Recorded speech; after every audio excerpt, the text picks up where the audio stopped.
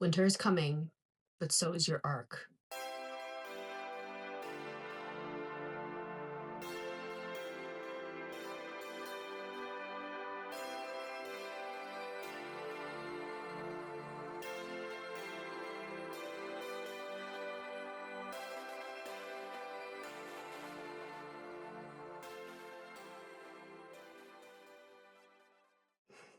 Okay, first of all, what is a winter arc and when did we start saying this? Because I don't remember like exactly the year that it's came up in the internet vernacular. I'm down for it. I'm always down for a rebrand, a season of change, an excuse to have a before and after. Like, give me transformation, give me a fresh start, give me a Monday. I eat that shit up.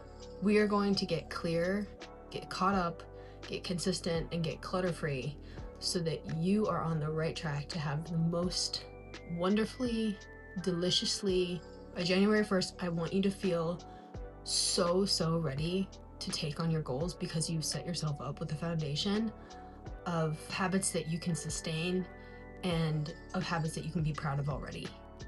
If you want to start your transformation journey, whatever you're trying to change in your life, on January 1st, that is fine. That is fine. You can do that. But you could also get ahead of the curve, get ahead of the arc, if you will. Step one is to define where you are and where you're going. To do that, we're going to borrow an exercise from the lovely Eileen at Lavender and make a current me, future me map. So this isn't as intense as it looks, but it's going to give you an idea of where your baseline is in different areas of your life. Just do a little doodle of yourself. You can see my current me has shorter hair, future me has longer hair, and in all the areas of your life, basically write out where you're at and where you want to be in 3 months' time.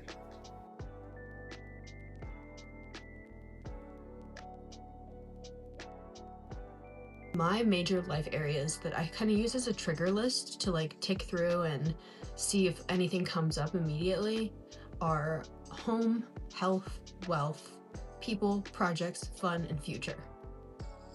It sounds like a lot. It sounds like a lot, but I run through that list in my head all the time when I'm trying to figure out like where am I at? What's my baseline? In these areas of your life, home, health, wealth, people, projects, fun, and future, I want you to do a little Ali Abdaal style wheel of life exercise and rank each of these areas out of 10. And not in a way that is like stagnant, like, oh, my wealth is at a 6 because it's at a 6. Like, the point of this is for you to ask yourself, why didn't I rate it a 7? And why didn't I rate it a 5? For your home, maybe you feel like, well, at least for me, I feel like I have a lot of different systems running and I have a lot of different cycles that things are on and it feels kind of chaotic and I don't really like it. So maybe home I would rate like a 7 out of 10 in terms of how fulfilled I feel because I'm not loving my current like situation with how I'm managing chores and everything. But I didn't rate it a 6 because I've done a lot of home improvement projects recently that have made me feel a lot better about my space. And I didn't rate it an 8 because it's on my mind too often. Like the state of my house is on my mind too often for me to give it that much like credit, I guess. A really important part of winter arcing is your goals and your dreams. You gotta dream big. You gotta dream big. We're dreaming big on this channel. Okay, now we have audited. We know where we are. So now we get to plan how we're gonna get to where we're going, which is the fun part. So let's talk input goals and output goals. This is something that has changed the way that I see goals so much, and it makes everything seem so much more attainable when you realize that you can control for inputs, but you can't control for outputs. So an example of this for me could be, I want to reach a certain number of subscribers on YouTube. I can't control for that output. I can't control how many people hit subscribe, which you should do, but I can control how many videos I upload, the quality of the videos that I upload. So for example, if you had a goal of losing 10 pounds, that would be the output goal. The input goal would be to go to the gym 5 times a week, work out for an hour every time you're there, strength train for 30 minutes, do cardio for 30 minutes.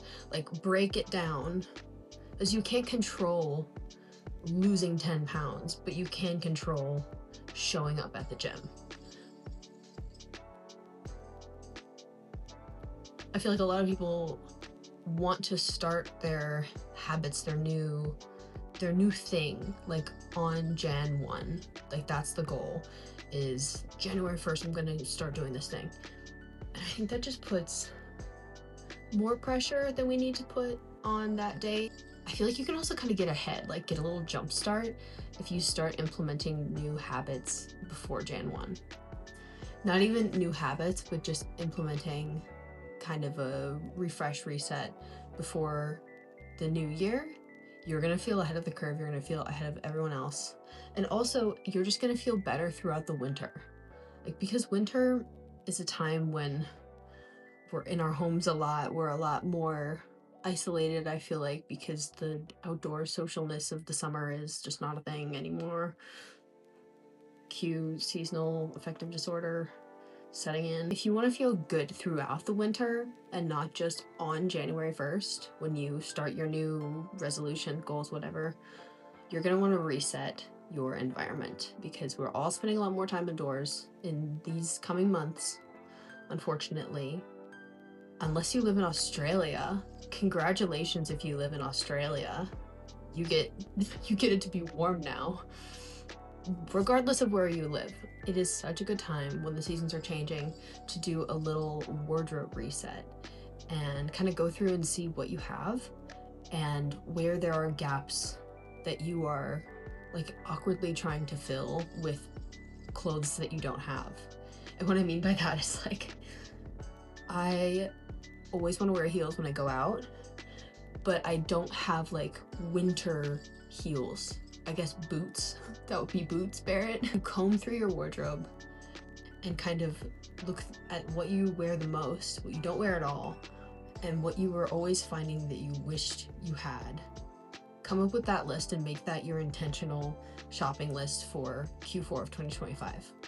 Because then by January, you're gonna have your staples, you're gonna have it down, and you will feel a lot better about how you're presenting throughout the rest of this, I was gonna say rainy season. What am I, in Australia? Throughout the rest of the winter. If you can get consistent on a new habit and have it be like rockin' and rollin' by January 1st, you're gonna feel so much better than if you are 1 week post Christmas trying to start going to the gym again. Like, that is a recipe to feeling bad about yourself when it inevitably doesn't go exactly to plan. Get on your grind before Jan 1. When it comes to resetting and refreshing, you're gonna want to do the same thing with your home as you do with your clothes. So if you find yourself always looking for, say, a lighter, like you have a candle in your room and you always want to light it, but you don't have a lighter in your room, get a lighter for your room. Like, that, it's kind of a silly example, but making the things that you need more accessible by making your space more clutter-free is gonna feel so good to have gotten your shit together before the winter is over. If you do these things, I can guarantee you that you're gonna feel a lot more refreshed to reset before the new year rather than waiting till the new year to feel refreshed and reset. So take from that what you will. I hope your arc is wonderful. You deserve the most beautiful arc because you are awesome. Thank you for watching, and thank you for giving me the time and space to figure this YouTube thing out. See you in the next one.